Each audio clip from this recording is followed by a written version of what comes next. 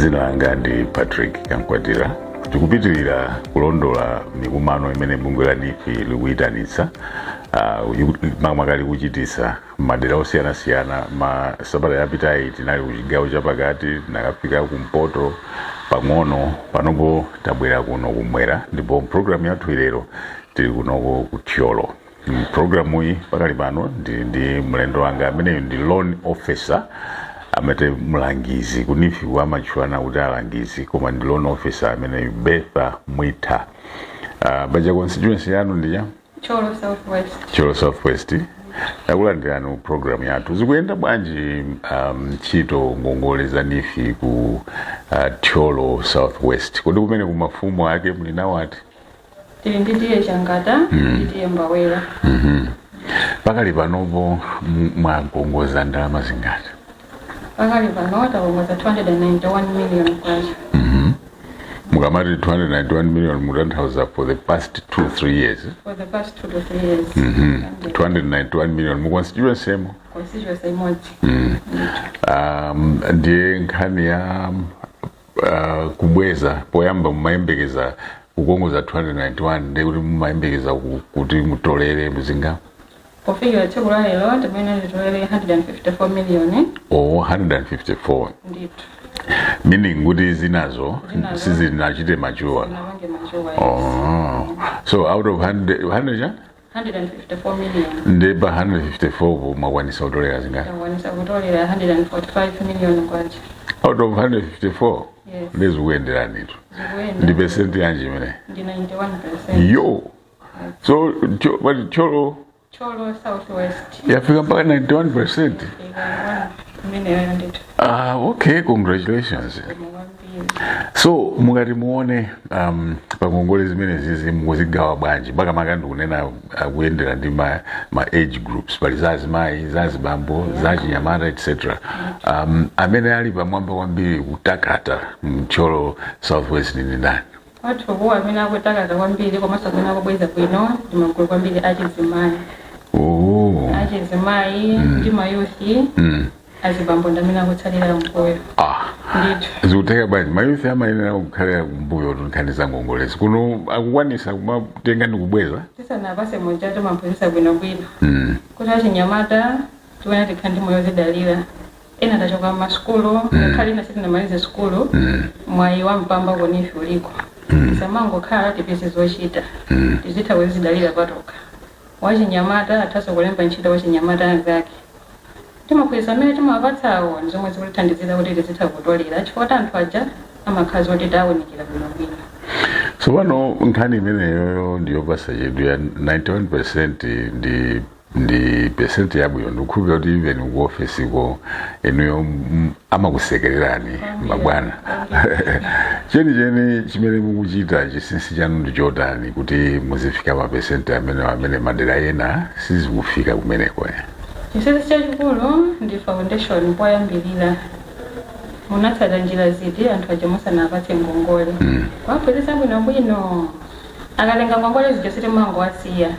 Tapasa ngongole kusanathe mwezi kayendereni mukaone kuti ngongole ankatenga ija zifukwa zomwe ankatengera zapita ndi mmene momo zalowa business kapena zono. Ndiye follow up ndi mmene imatithandizira.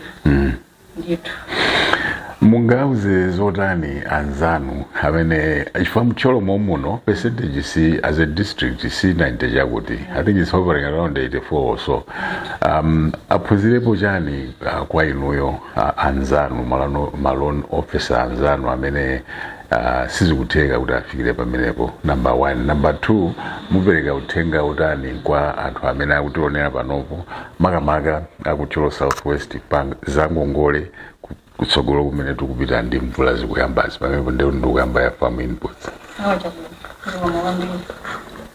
Kwa zilangiza zanga malon officer amene mwina sakutha kufikira mulingo wako wakatolere mwina 80 to 90%. Kani yake ndi mmene timangira foundation yomwe ndanena ija kuti anthu aja kwawunikira ndi kwabwino. Tikapasa ngongole zija tisasiye kuti mpaka nayo ali tizizayendera kapena kuwayendera tsiku loti akuyamba kubwiza ngati mawa.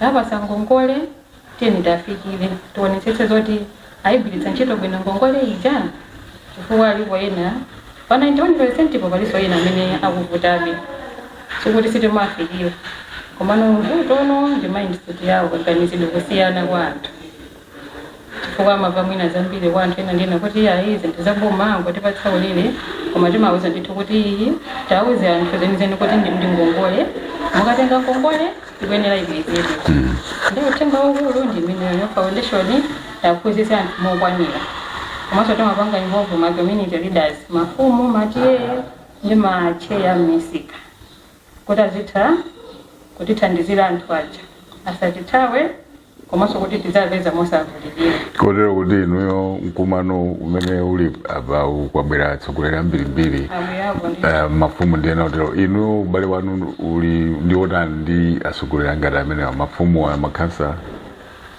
nthawi zina anthu aja otafuna ngongole amatha kuimba okha nditi mati kadzireni kwa mfumu kuopa kuti pangazakhala chimkwiri chite patsogolo pano amfumu anja imakhala ngati kolatero yayikulu chikole makamaka zambiri ngongole zapagulu kuti amfumu akawira nongoni chifukwa timazoti mwangoyipisa dera lanulo gulu limodzi kapena munthu mmodzi akayipisa dzina mmodzimo sakubwiza ngongole ndikuti sitibwera monso so kutanthauza kuti inuyo mkati mundimamva matuluka mawu oti anyamata amwano munazimva ndinazimva ndithu zinakukhuzani bwa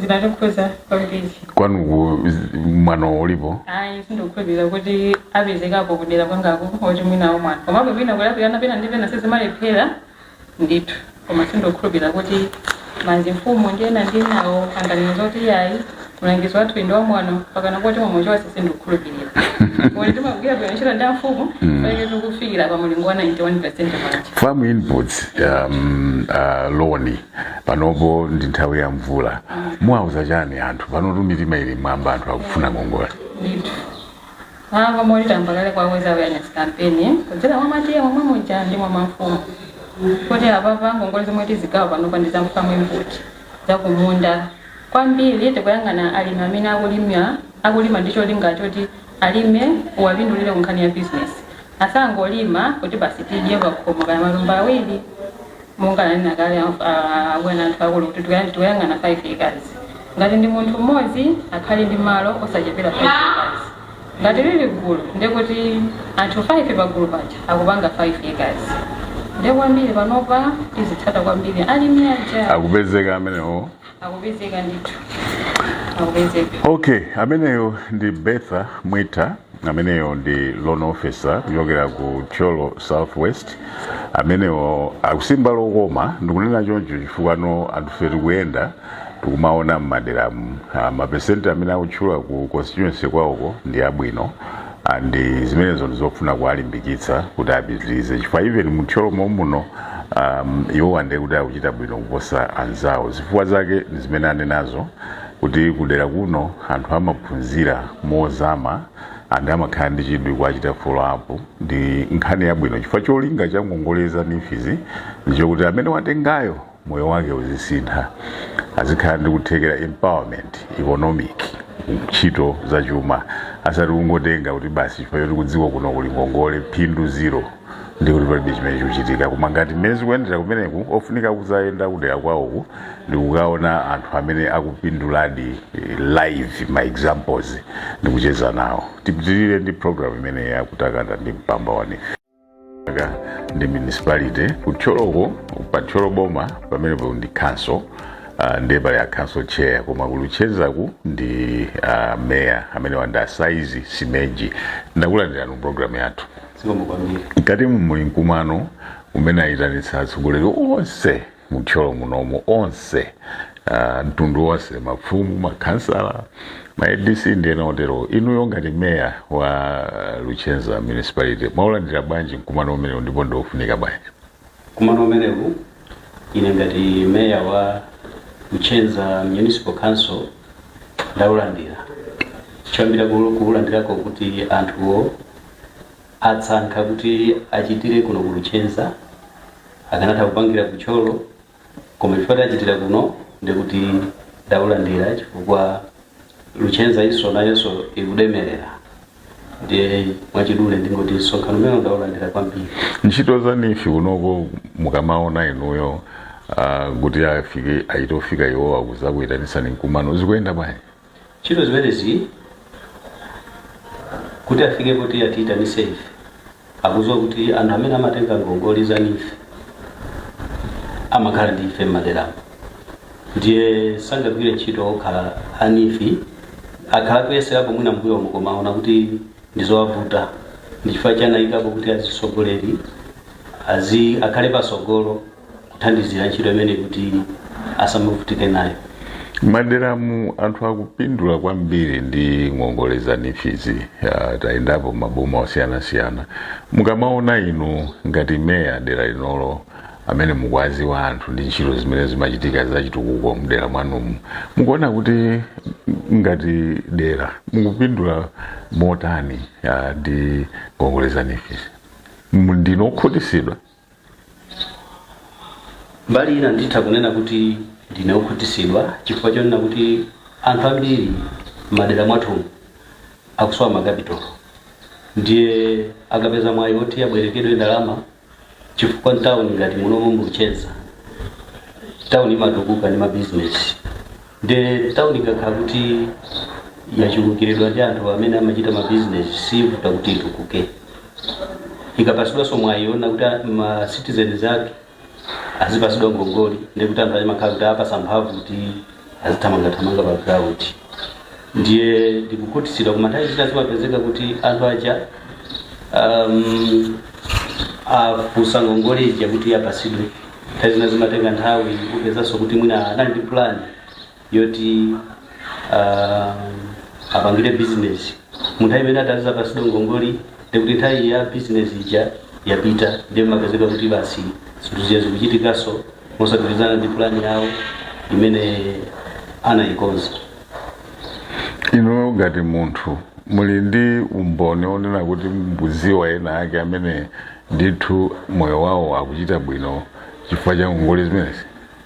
Ena ndi ena ndikuziwa chifukwa pali anthu ena asanafike kukafusa ngongole zimenezi za Neef amabwera kuti tiyaunikire chifukwa ambiri samaziwa, ndiye ife tili asogoleri kuti tiyaunikire kuti zimayenda bwanji. Ndiye chifukwa tinoti makumana naye kaye choyamba ndiye tikaunikira timathaso kuona moyo wawo ukusintha.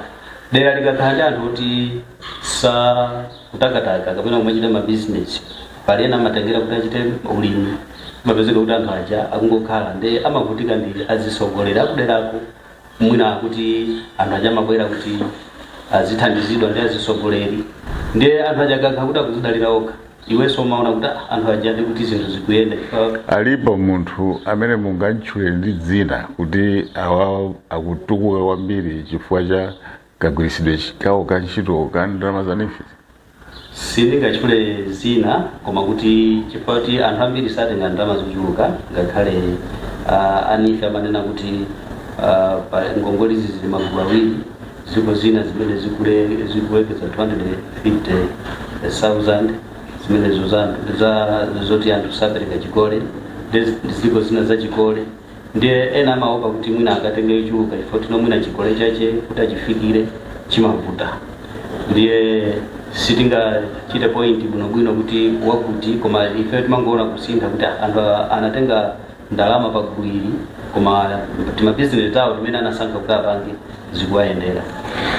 Chabwino, amene ndi Asaizi Simeji, amene ndi meya wa Luchenza Municipal Council, akufotokoza ndithu chimodzimodzi mwamene akuzionera ngongole zimenezi kunoko ku Thyolo mamakadera la Luchenza. Programu yake kutakata ndi mpamba wa Neef. Mpamba wa Neef tikupitirira kunoko ndi ku Thyolo, ndipo bungwe la Neef laitanitsa mkumano umene ndi atsogoleri osiyanasiyana district muno. Panopo ndili ndi mayi Elestina Mame, yowa ndi Director of Administration ku Council ya Thyolo, komano kunoko anabwera kuzayimirira bwana mkubwa wa boma lino. Ndakulandirani ku programu yathu mama. Mkumano mkatimu ndi waukulu ndithu. Ngati ofisi ya DC mutakhala mmenemo ndikumva maulanira bwanji ndipo kufunikira kwake mukuona kuti nkotani?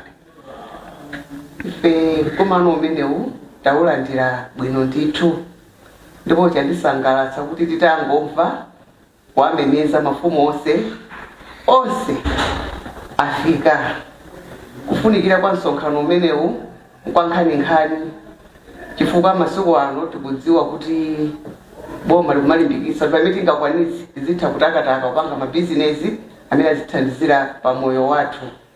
Anthu a boma lino amakhala ndi chidwi kuti kodi tingapeze kuti ndalama zoti zingatithandizire, komanso amakhala kumva kwambiri za bungwe limeneli la Neef. Amakhala chinthu chofuna kukumana ndi atsogoleri ndi kumva mmene zikuyendera. Pakati pa timangosirira kumamva ndithu maboma anzathu abungwe lafika. Nde lero ndithu anthuwa amasuka amva za kukhosi. Chandisangalatsa china anthuwa poyamba amaona ngati anyamata a Neef mwina pena pake ndovutirako kufikirika, koma azindikira kuti vuto sili mbali imodzi. Ifenso mwina ngati anthu atsogoleri amatha kukhala ndi mikwiyo, ndiye kukumana ndi kwabwino chifukwa matha kumvetsetsana kuti nanga tipite bwanji kutsogolo. Mmene mukuyankhuliramo zikuonetseratu kuti msonkhanowu unali ofunika, komanso mwina tikhoza kunena kuti wafika mu nthawi yake. Munganeneno bwanji kuti chiyembekezo chanu ndi atsogoleri amene mwasonkhana nawo m'nyumbamu kupita kutsogolo pokutha pa msonkhano umene mukuona kunjako kuli kusintha kotani makamaka kuntchito zachitukuko kudzera mu ngongolezi za Neef?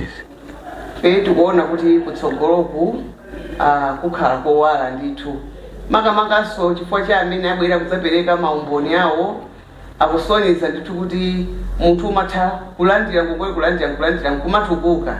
Ndiye ndikuzoti potuluka pano mauthenga akafikira kwa onse, chifukwa kunabwera magroup village edimani, kunabwera makhansala, kunabwera ma ADC chairpersons amene amakhala kukumana ndi anthu. Kani nkhani yobweza ngongoleyo akalimbikitsa ndithu kuti akamapanga choncho zawo zikhala bwino. Chatisangalatsa china tamvanso kuti ngati boma la Tcholo sitinafikepo pamene tinayenera kubwereka ndalama, ndiye kuti anthu akalimbikitsika kuti tatiyeni mupeze mwayi, koma nkhani yayikulu bora kubweza mu nthawi yake. Mawu anu omaliza chimene atenge anthu amene akuonera ndi kumvera programu iyi kutengera ndi msonkhano umenewu chikhale chotani? Nkhani ikhale yokuti tiyeni anthu timasuke, tikhale ndi mapulani osiyanasiyana okhudzana ndi bizinesi. Tikabwera ku Neef adzatithandiza. Anthu amene amatenga ngongole ku Neef ndi munthu wina aliyense, azimayi, azibambo, mabizinesi osiyanasiyana. Ena anena mabizinesi amasiyenta, kumanga nyumba, ogulitsa masamba, aziweto ndi zina zonse. Choncho Neef ndi yankho la munthu wina aliyense amene angafune kukhala tsogolo la business mmoyo wake. Mayi Erestina Mame amene akuyimirira bwana mkubwa ku msonkhano umenewu kuno ku Tcholo, yowa ndi Director of Administration ku Council ya Tcholo, akulankhula motsindika mwachindunji kunena kuti boma la Tcholo zimene zamveka mkatimu sitinafike penipo. Ndayankhulanso ndi alendo anga ena mprogramu yomweyi pamene Honorable Naeja amene amakampha kuti chimene chamvetsa chisoni chokuti anthu ku Tcholo kuno ngongole zimene akutenga ndizonyotsola, ndizomwenso akunena mayi Mame pamenepa. Ndi uthenga umenewu umene ukupita kwa inuyo anthu aku Tcholo, komanso nkhali m'madera ena onse kuti ndalama zilipo ku Neefiku ndipo zikudikira inuyo Amalawi. Ena amene anachizindikira chinthuchi panopo apita kutali, ndiye kuti nozizimveka kuti ndalama zilipo koma anthu sakutenga ndi chinthu chopasa chidwi. Chifukwa chake ndi chani? Pamenepopo tiyeni tipaganizire bwino. Programu yake ndi imeneyi ya kutakata ndi mpamba wa Neef. Ndi athokoze a Director of Administration Mayi Erestina Mame. Programu yathuyi ndi mmodzi wa amayi amene anabwera kuzachitanso umboni ngati mayi aja timacheza nawowa. Awa ndi mayi Rebecca Jakata Phiri. Ndakulandirani programu yathu mama. Ndimaona kuti mumaperekera umboni mkati kodi inuyo nkhani yanu ndi yotani? Ubale wanu ndi Neef wachokera pati nanga pano ulipotani? Chabwino. Ine ubale wanga ndi Neef unayamba mu Oktoba 2021 pamene titakhala ndimachokera ku Tcholo paboma penipeni muzi mwa Magombo mwatiye Chiramwera ndi tinapanga gulu la azimayi nalipo azimayi ndithokwanira 10 after tidalandira anife akuyenda kunena kuti amene afuna ngongole apange magulu nani ndipanga business yogulitsa chimanga ntedza nyemba onga good ndimapandira paujeni paboma kuma ndetinatenga azimayi ngati 10 ndikupanga gulu titapanga gulu mu 2021 muja tinapanga maphunziro athu after a month anazali pasana mafomu that is after kulipanga training anazali pasana mafomu ndikupanga mafomu aja ndikufira that time anatuza kunena kuti Neef inali kuyamba kumene kuchoka ku Madefu kwenda ku Neef ndi anatuza kuti starting loan ngati pa group ndi 300,000 ife mapanga request ma 500 ndana kuti ya 300,000 ndete nadenga ma 300,000 atwaja kupanga boost business yathu mene timapanga kale ma business ondosiyana mene ndanena ile mapanga achimanga ena anali mashopu ena masaluni zosiyana ya nde titatenga ma 300,000 aja tena I posted my business zinaenda kwini kuti ndaimene yoyo nali kuti ndilibe achiro komano ndatenga 300 ngupanga kugonjezera ndalama imene nalipo ija ndinalemba nyamata awiri amene amandithandiza kugula chimanga ndi zinazo ya ndi titapanga tinalipira imeneyo tinalipira days 6 after 6 months titamaliza anazali pasano ina patapita kali 3 months ya ma 1 million anazali pasano ma 1 million ndatenga 1 million ija ndisaname nthawi imeneyo of course inali nthawi yoti nali covid komano ineyo kumbali ya ngati business yanga sina ndipanga affect kwambiri chifukwa kuti chimangacho ndinali ndili nacho choti chogula komanso ineso paine ndikhaso naneso imatani nalima nditatenga 1 million ija ndinatenga part of it ndikugula fertilizer inayo naipanga topa ku business inayo ndi munganandalisa pale kuti nthawi imeneja kunali Fred komano ndinapezabe moti zinandiyendera imeneyoyo ndinakwanisa kupeza malo ngati munda kulima kwene malima nthawi imeneyo nali kuti kulima minda ya rent koma nditapeza zokolola zangazo plus zimene ndimagula ndinakwanisa kupeza malo amunda 30 hectares ndinayilipira nthawi imeneyoyo anandipanga 7.5 million ndinayilipira komanso pakumpangapo zinandithandiza kumbali ya fees ya ana ndi asikana awiri ndinakwanisa kuwalipira bwinobwino kupanda chofuta china chilichonse mpaka nafikira loni jetinatani tinayimaliza ya 1 million ija ya nditayimaliza ya 1 million ija ndi pamene nova mabwirano mina tinali ndi mwayiona kuti amaliloni iyi ndi awa World Bank but take up to 5 million ngati anzathu individual they were allowed kuti atenge ma 5 million koma ife agulu anatipasa limit ya 3 million so pakupo tinatenga ma 3 million koma ma 3 million tilipo azimayi 9 koma sikuti tonse tinatenga ma 3 million ena majebe sabu 5 okay and follow wina natenga 2.5 wina natenga 2 million wina 1.5 imene inde kupindulira limotani andipindulira koma kupindula kwake ninganene kuti sina ndipindulire kwambiri ngati imene natengera 1 million ija ifo yoti iyi loni anatichepetsera kuti patsa titapanga apply that was July last year tinakhala July, August, September, October, November, December ndalama zikazisana sanatuluke nde ife projection yathu imene tinapanga ngati kumbali ya ineyo projection imene tinapanga ineyo ndionena kuti pa 3 million ndipo ndikatenga akandipasa akanakhala kuti anandipasa mu July kapena mu August ndekuti ndikanakwanisa kugula chimanga mwina about $100. So pano munthu wa business chimene ndimamva ndi chakuti imeneyo ndi business kuti mmakumana ndizi kutenga 1 million fully success, kutenga 3 million woneka ngati panopo inuyo maganizo anu mwakhumudwa ano kuti basi isizi kuyenda kapena mukuyangana kuti tsogolo lanu mukuliona mota. Ine kukhumudwa sikuti ndakhumudwa kwenikweni koma ndidakalibe ndi hope. Okay.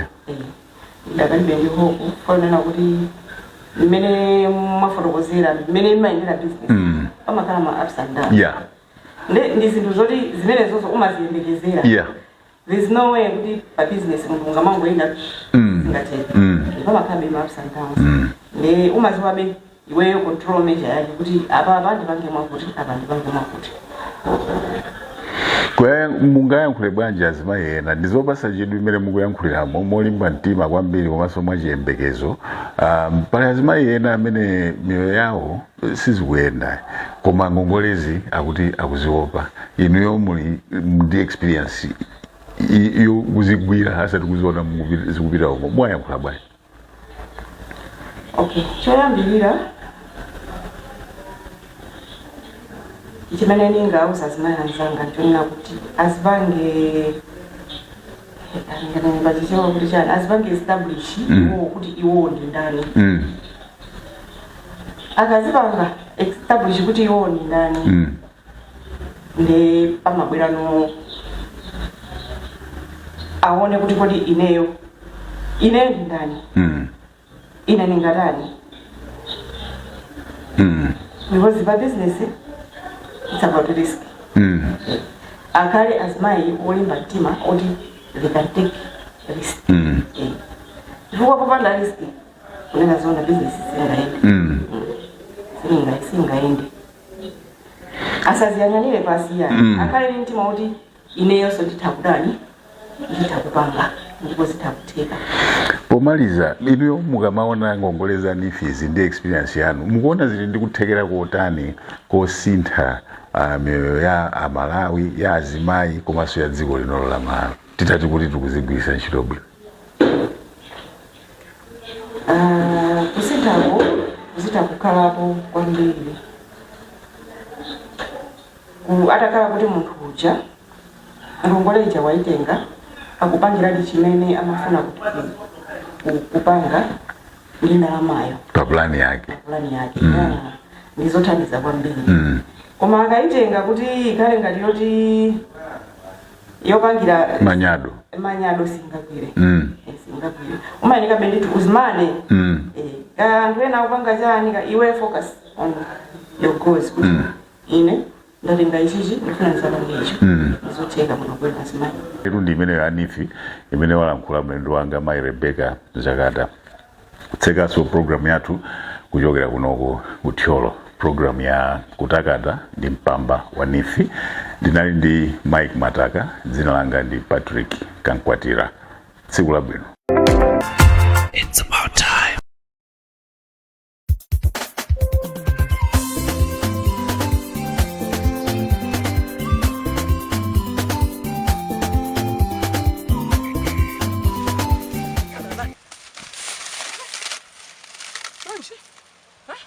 Ayambakale kutibera chonchi chimanga cha chilimo chothirira ayambakale kutibera twalani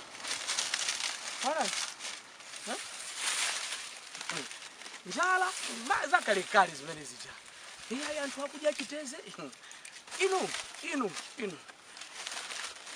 kutoka kuti chimanga chimenechi ndili kumalosa kuzomba awawa ndi tiyanjane club